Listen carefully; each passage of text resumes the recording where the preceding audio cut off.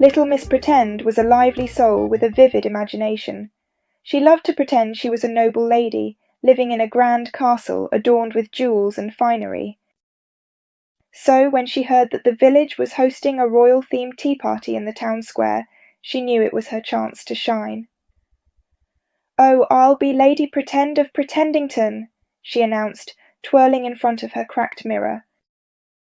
The afternoon sun shone brightly as little Miss Pretend marched into the square, her hat tilted at a jaunty angle. She held her wooden spoon high, waving grandly as she greeted her imaginary subjects. The villagers watched with amusement as she glided to the tea table, choosing the shiniest teacup she could find. Well, it was actually an old soup can she'd decorated with gold paint and glitter.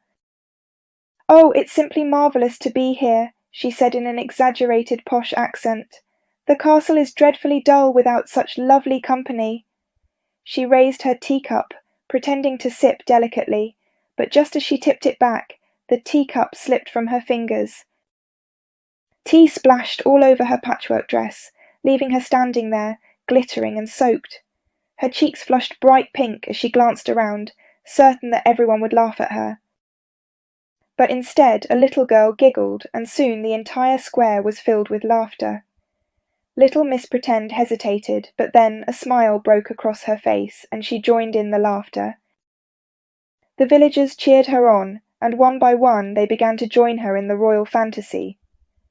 A gentleman fashioned a crown from his napkin, a group of children turned sticks into sceptres, and a woman draped herself in a curtain, proclaiming herself the Queen of Quilts.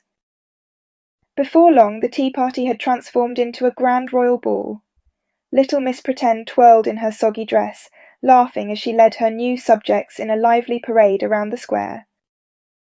The children pranced about as knights and ladies, while the adults became jesters and courtiers, each one caught up in the fun and whimsy of the moment. The square echoed with laughter and song as they danced, and for that afternoon everyone felt like royalty. As the sun dipped below the horizon, little Miss Pretend gave a deep curtsy, her hat tilted at a silly angle, and said, "Thank you, my royal subjects, for the most splendid afternoon. I shall return to my castle, but I shall remember this day forever." As she walked back to her little cottage, little Miss Pretend felt a warmth in her heart that no jewels or crowns could bring.